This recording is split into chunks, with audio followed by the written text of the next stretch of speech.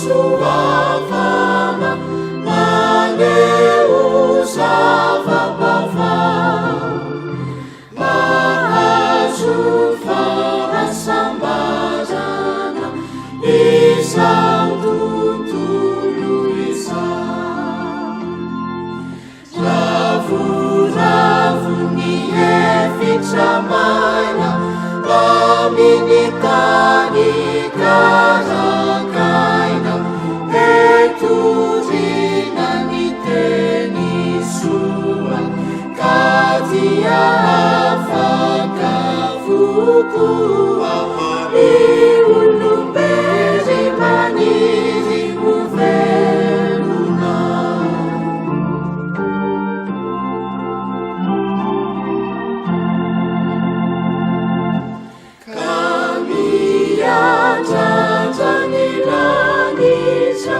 Ny malahelo izao ny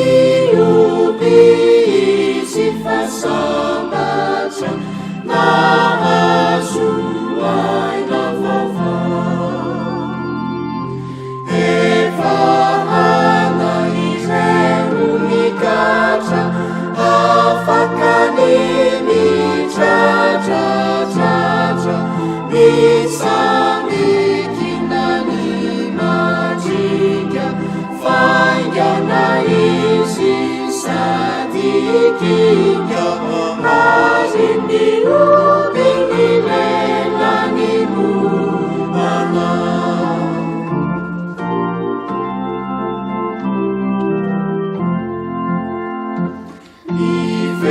Iverino taty avina mamodia minira ny maty dia velomina karavomandrakizao izy dia mifady ny ota noho ny lovatsy otota sady manaraka azy tono zay voa Jesosy voa Mungu